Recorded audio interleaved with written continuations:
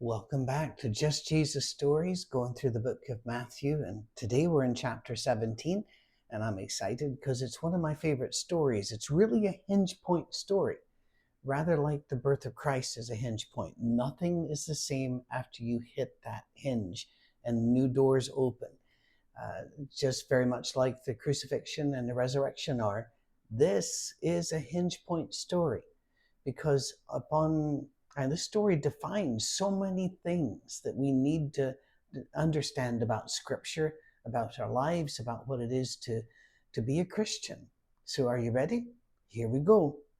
After 6 days, Jesus took with him Peter, James, and John, the brother of James, and led them up by a high mountain by themselves. There he was transfigured before them. His face shone like the sun. His clothes became as white as the night. Just then, there appeared before them Moses and Elijah talking to Jesus. All right, kaboom. This isn't just a Bible story. This is something which occurred, and it's really fantastic. Jesus takes his three favorite buddies, and you're allowed to have favorite buddies, up on the mountain. And then Jesus, something happens to him. He's transfigured. But what does that mean? We don't really know, but it just means everything about his figure changes. He shines, we're told, like the sun. His clothes were white as light. Begins this becoming a being of white right in front of them, shining so brightly. And then, just then, the scripture says, Moses and Elijah appeared. Now, there are a lot of things really interesting about that. Well, first of all, Moses and Elijah appeared. That's pretty interesting in and of itself. But going beyond that, how'd they know? how did the writer of Matthew know that this was Moses and Elijah? Some of you will say, well, Matthew wasn't there, but of course he was part of the followers, and therefore Peter, James, and John told him. Okay, let's back up again. How did they know this is Moses and Elijah? I'll explain. The Jews were expressly forbidden from making any art to depict a living being. And so they didn't. There were no paintings, carvings, drawings of what Moses looked like, what Elijah looked like. None. There were no descriptions of them, really, except, living rough this way, you really cannot make a drawing off descriptions of people because they didn't do that. And so already the presence of God has settled into this area for them to realize this is Moses and Elijah. I'm absolutely certain they weren't wearing those horrendous sticky "Hello, my name is" with Moses and Elijah written on it. So, and by the way, I go to speak places where there are big posters of me all over the hall, at a medical convention or a law enforcement thing, and massive posters, and they still want me to wear one of those sticky things. And okay, anyway, Moses and Elijah weren't wearing those. This blows the circuits on Peter, James, and John, because Moses and Elijah are their entire Marvel Comics universe. They're all of their heroes. Think of your heroes. Now, I'm not a Marvel Comics or DC Comics. I don't do a lot of that fantasy stuff because physics. But who are your heroes? Whether it's in cinema or the like. It might be a character that John Wayne did if you're of a certain age. It might be a character Gary Cooper did at a certain age. It might be Corey Ten Boom or somebody like that. Whoever, and all of a sudden they just show up, and you are, in the British term, gobsmacked. You just can't even talk. Well, one person can talk, and it's Peter, and you don't get any extra points for figuring that one out because that's Peter. He says, "It is good for us to be here." That sounds so tame. It wasn't tame to them. He's just saying, "Oh boy, I'm so excited to be here. If you wish, I'll put up 3 shelters. One for you, one for Moses, and one for Elijah." What do they need a shelter for? Well, it doesn't mean what you think. There are older versions that will say, "Let me set up 3 altars." Not really. Shelters or tents. Tents, is really what was said here. Sometimes they're called booths. This was actually a religious holiday that the Jews did, where they would set up these booths for the holy ones and for periods of prayer and fasting. And I don't really want to go into all of that there, but you can look at the Feast of Booths, let's say, or the Feast of Tents. You can Google that and find out a whole lot about it. What Peter was saying was, Jesus, we respect you. We love you. You are so awesome that we put you up at the level of Moses and Elijah. I mean, come on. You can't get higher than Moses and Elijah. Peter was complimenting Christ here in his mind and in the mind of everybody else that would have heard him. They would have been going, whoa, you're putting him up that high? We're going to put you up that high. I mean, we still do that. The recent Olympics back in July, you worked hard and you won. What did they do? They put you up. Well, how high up did they put you? Well, it was different for bronze and silver and gold, wasn't it? And he's saying, I'm going to put you up on the gold one, right with Moses and Elijah, the best we've ever had. Because Moses and Elijah were more than Moses and Elijah. They were national heroes. They were religious heroes. They were authorities. But they also stood in, Moses for the law and Elijah for the prophets. And Peter is saying, we put you up there with the law and the prophets. Jesus, we will follow you just like we followed the law and the prophets. Now, I would submit to you that Peter is giving as big a compliment as he possibly can. Did he just say in the last chapter that Jesus was the Son of God? Yes, but he doesn't understand the Son of God is above Moses and Elijah, the law and the prophets. And I would submit to you that Peter wasn't being silly, because most Christians don't get that today either. They still think the law is right up there with Christ. And that doesn't matter whether that law came through Moses or that law came through Paul or Peter. They will look at all these laws and they'll say, these all came from Christ and he is right here, and to obey Christ, it's got to be right across here. Really? Well, how does this story turn out? So he's very excited. He's given this huge compliment to Christ, in his opinion. And while he was still speaking, heaven didn't wait to let him finish his thought. Heaven had something to say about what Peter thought. A bright cloud enveloped him, and a voice from the cloud said, "This is my Son, whom I love. With him I am well pleased. Listen to him." Now you can't see it right now, but I'm getting goosebumps here. Why? Because you just have to. You do. Somebody like me that was raised in a church where law, tradition, law. It is hard to understand that we had really placed Christ at a level of the teachers rather than where he needs to be. And when you elevate him, it doesn't do away with Moses and the law, and it doesn't do away with the prophets. It doesn't do away with Paul or John or any of the other writers of the New Testament, not at all. But what it does is put them where they're supposed to be, under the authority of Jesus Christ, his example, his teaching. If you've never done this, really make a promise to yourself that you're going to read the Gospels over and over and over again for 6 months. There'll come a time where you're just kind of, yeah, but then it will start seeping in. You will not be the same person after 6 months. And then you will still esteem the law, the prophets, the New Testament writers, but they will be where they're supposed to be, under Christ. Because God thought it was so important, he interrupted what was going on to say, "This is my Son. I love him. I'm well pleased with him. You listen to him." You see why it's a hinge point of history? It does change everything. And yet, I don't know what the majority of Christians would be, but a whole bunch of Christians, including much of my life, You'll stumble around still, setting up tents and booths to honor Christ equally with Scripture, rather than understanding He's above it. We interpret it through Him. When we have questions, we go to Him. He is the one we listen to. And I'm aware I'm going to get email saying, oh, no, you can't do that. I'm just saying what God said on the mountain. And I think we got to deal with what God said on the mountain. When the disciples heard this, they fell face down to the ground, terrified. Me too.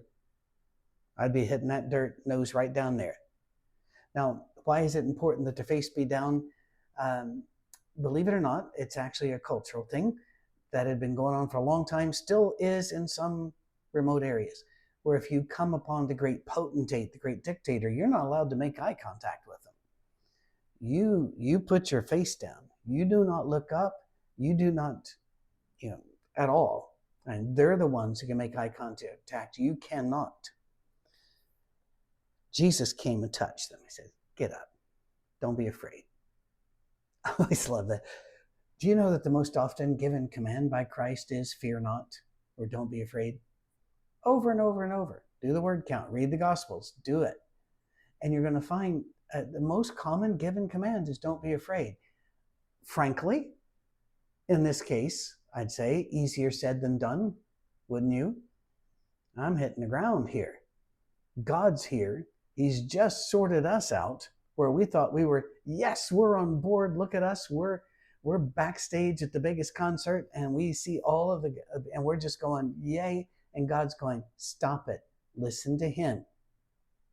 It's a complete reordering of our heroes, of our little pyramid of who's who and who stands where on the podium. And we're face down in the dirt trying to breathe. And Jesus touches them, which is very sweet. He didn't have to do that. Just, patting them on the back a little bit, saying, it's all right. It's okay. Just chill. There's a thing in our family. It's genetic. We don't flinch. I've fired a lot of firearms in my life, and somebody starts firing next to me, I don't flinch. And last night, and by the way, my grandsons think I'm really weird. Last night I looked out and we had a big storm coming through. And I was just looking at the heavy rain and lightning struck. It looked like across the street, but I'm aware that lightning can fool you. And as soon as it hit, the boom hit, which meant the storm was right there. And it was a loud enough boom to shake our house, which is impressive. The house is a standard middle-class house, but still, you shook the thing, we're impressed. I thought immediately, I didn't flinch, and I thought immediately of all my friends that would have been clawing the ceiling at about that stage, looking at me saying, you're weird. I get that. But I want to tell you something. Had I been on that mountain, I would have flinched big time and my face would have been in the dirt too. And the fear not is not just because God's on the mountain. Don't fear Jesus reorganizing your brain to put Him where He's supposed to be. When they looked up, they saw nobody but Jesus. Exactly. That's the plan. We look at Jesus. We don't say, well, I don't believe in Christianity, organized religion, because the Catholics got some sex abuse things, and so did the Baptists, and the people down there yelled at my mother whenever she was having marriage problems. And yeah, you know something? I'm not denying any of that. Every church has ministers that are amazing and ministers that are predators. Every church. Every church has people in there that will judge you and hurt you, and people that will love you and feed you. Every church. But we're not looking at them as exemplars or avatars of our God. We are looking at Jesus. We keep our eyes on Jesus. I have found that I can worship Jesus in a whole lot of settings, even when things are going on in that setting that I'm thinking aren't God's plan A for what we should be doing. I can still worship God because I keep my eyes on Jesus. I don't always keep my eyes on Jesus, by the way, so that sounded like, I keep my eyes on Jesus. Sometimes people, Patrick gets his eyes on other things too, the shiny little things that passes through life. We're just talking, this is where we go. When we hit the reset button, however many times we have to hit it a day, we keep our eyes on Jesus. As they were coming down the mountain, Jesus instructed them, don't tell anyone what you've seen until the Son of Man's been raised from the dead. How many times did Jesus say, don't tell people about this? It seems, I can't find any record where they actually did tell about this until after he was resurrected. But at this time, they still didn't quite get the concept of him dying and being raised from the dead. That was still a vague, not even concept. The guy's talking about this stuff. We don't know what he's talking about. But they did have questions.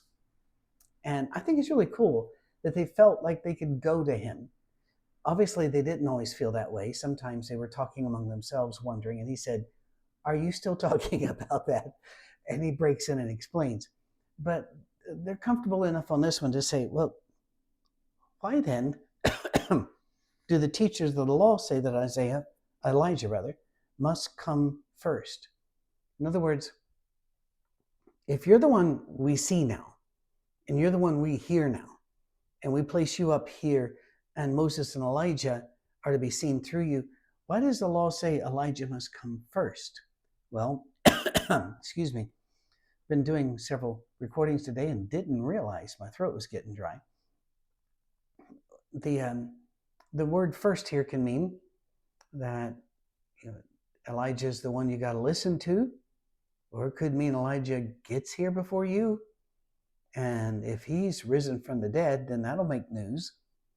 Jesus replies, to be sure, Elijah comes and will restore all things. But I tell you, Elijah's already come. And they did not recognize him, but they've done to him everything they wished.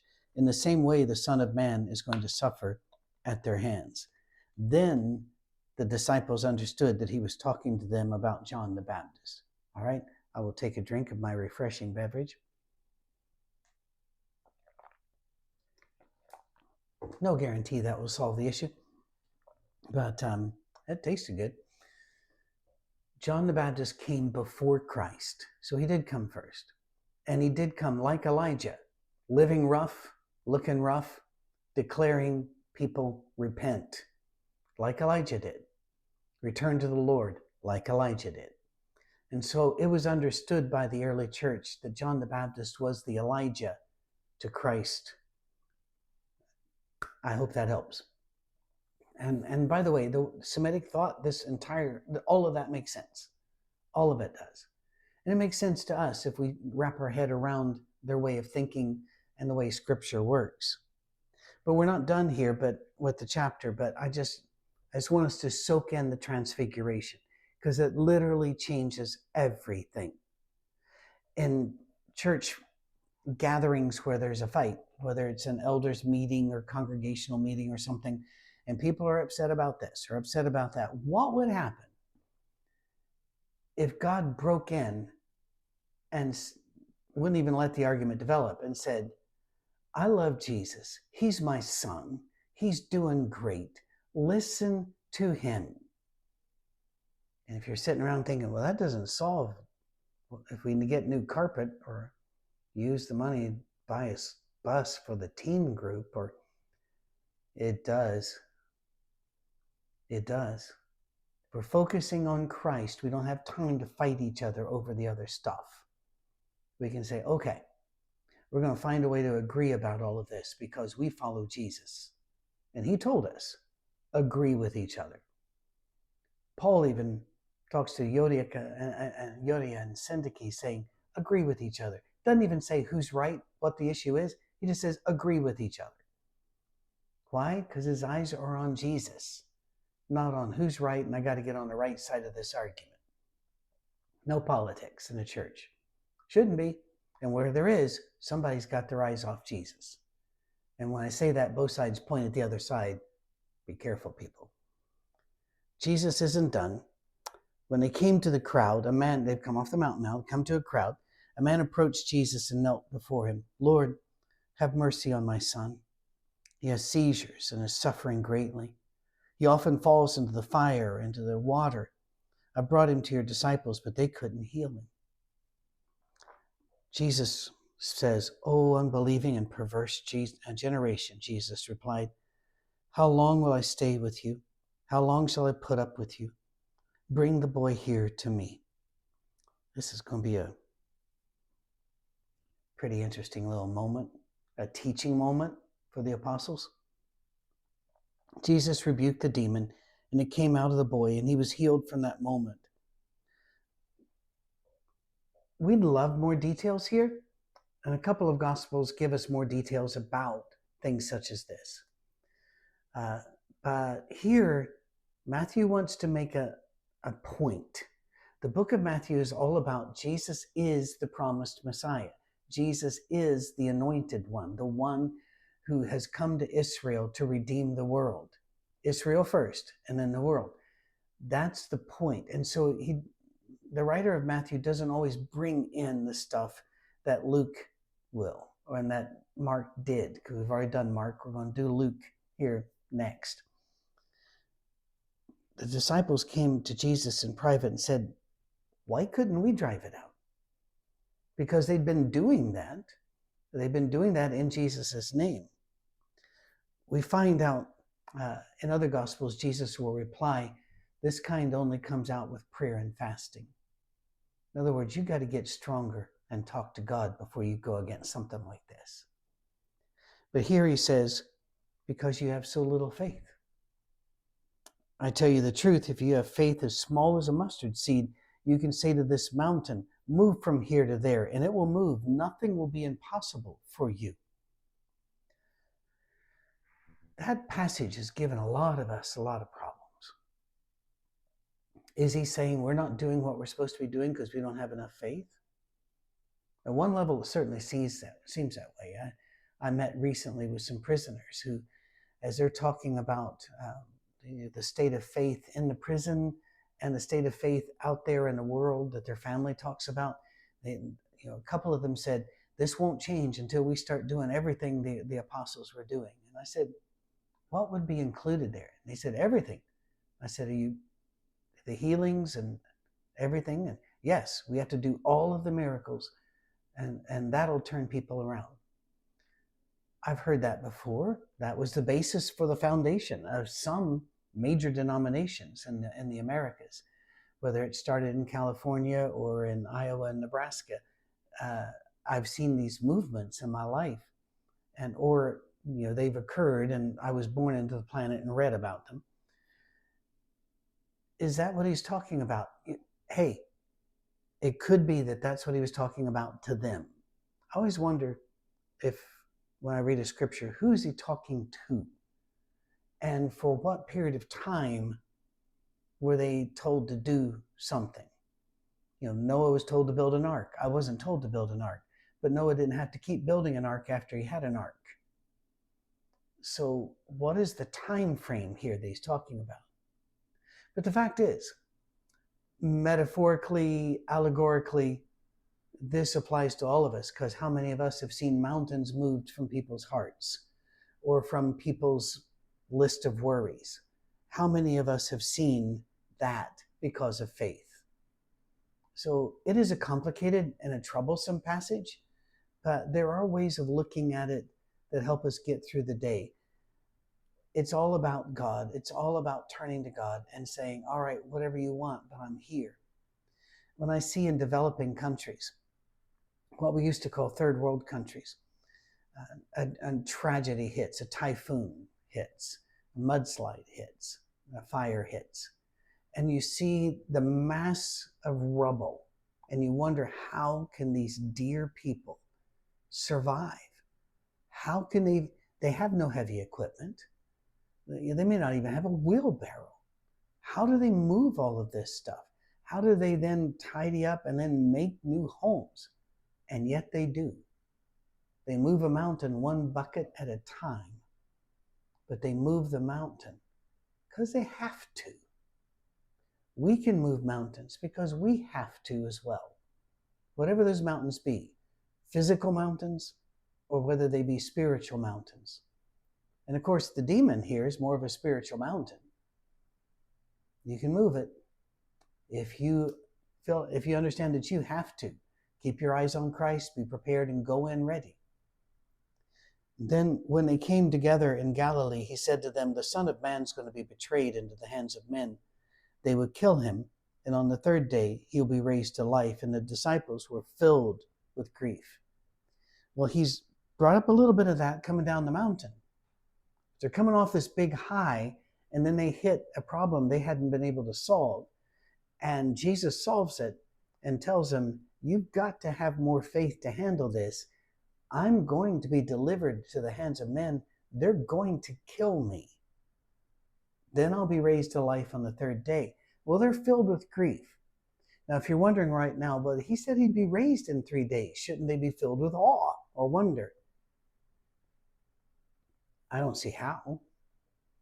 I don't see how they could be filled with awe or wonder, because they don't understand the raised part.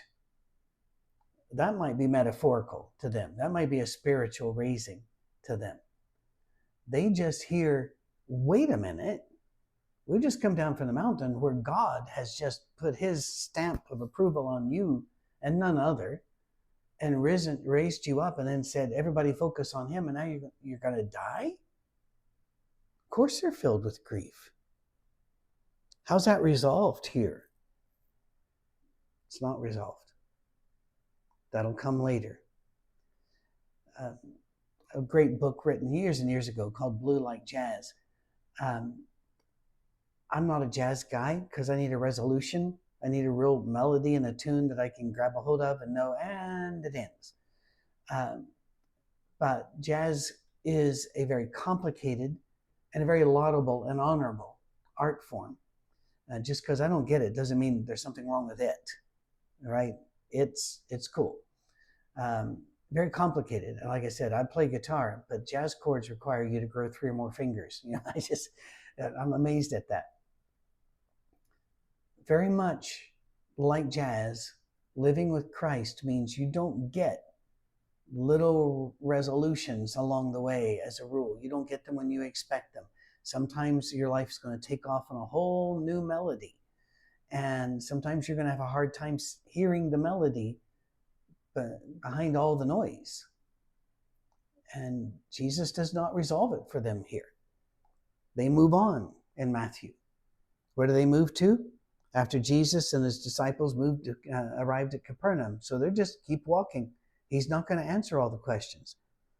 The collectors of the 2 drachma tax came to Peter and says, doesn't your teacher pay the temple tax? Well, there was a legitimate temple tax. And that tax took care of the priest who deserved to be taken care of. They did. The temple, maintenance and such, absolutely. It also had a lot to do with getting the funds ready to distribute to the poor, to widows, to orphans. So they come up and they go, doesn't he pay? And they say, yes, he does. Then Peter came into the house. Jesus was the first to speak. What do you think, Simon? Simon was another name for Peter. He said, from whom do the kings of the earth collect duty and taxes? From their own sons or from others? From others, Peter answered. Yeah, they got the same problem. Politicians always want other people to sacrifice for what they want done. And it's amazing how many times their kids don't have to do all the stuff our kids have to do. Interesting. That's always been a problem. It's been a problem ever since Israel said, I want a king. We want a king. And Samuel says, God wants you to know that if you get a king, he's going to send your sons to war, not his. He's going to make your daughters do work for him, not his. He's going to tax what you got. He's going to come take your stuff. And they're going, we don't care. We want a king. So they got a king, and all that happened. Always remember, we follow a lamb. The Lion of God, the Lion of Judah, is a lamb. So we don't really need the elephants, donkeys to ride to our rescue. Voting is a good thing. Most of the time, I would encourage you to vote for most elections. There are times I'll look at things and say that, the The lesser of two evils is still too evil for me to vote for that one. And that happens. But you make your own decisions. Do not, everybody's got to make their own decision and then pray about it and go. But the fact is, government has always been like this. Jesus said to him, then the sons are exempt. But so that we may not offend them, go to the lake and throw out your line. All right, first of all, how cool is this? We don't want to offend these people. They're not taxing their own people. They're taxing other people. And it's not fair. And it's not right. But we don't want to offend them. I love that. That's really cool. Second bit. So Peter, go fishing. Now, I have a father-in-law who's really big into fishing. And I have friends that are huge into fishing. I'm not into fishing. The only kind of fishing I've ever done that I really enjoyed was the kind that has a bobber on it. So every now and then you can look at the bobber. And we're afloat in some societies. And I sit back and read a book and hope a fish doesn't bother me. But my friends are fly fishermen, which is almost an aerobic sport. They're moving around so much, drawing pictures with string in the sky. And they love it. Peter was a fisherman. He says, why don't you go fishing? Then take the first fish you catch, open its mouth, and you'll find a 4-drachma coin. Take it, give it to him for my tax and yours. And we know that other stories come out, and so we know it happened. So Jesus did a little miracle there, but I don't think he made up a coin. People lose coins in water. Making up a coin would have been some level of fraud, and I don't see God doing that. But having a fish grab and swallow or try to swallow a coin, that can happen. We find stuff in fish's stomachs. I've been at fish autopsies before. So I would love to leap in to the next chapter now. But the fact is, we're really up against 32 minutes, and 35 is the limit. So I don't want to push you any further. We've not resolved the mustard seed issue. And Jesus hasn't resolved the I'm going to die issue with them. And so we leave this chapter with some questions unanswered. But we also leave this chapter with questions we didn't even know we had answered by God on a mountain. When you're confused, look at Jesus. While the law and the prophets are amazing, and what Paul's going to write is amazing, and these things are amazing, we look at Jesus. Keep your eyes in the right place. It's amazing what good things can happen. It may not resolve today. You may not even be able to hear the melody today, but it's going somewhere. Keep your eyes on Jesus. Thank you for taking care of us, for your contributions, for your subscribing and your sharing.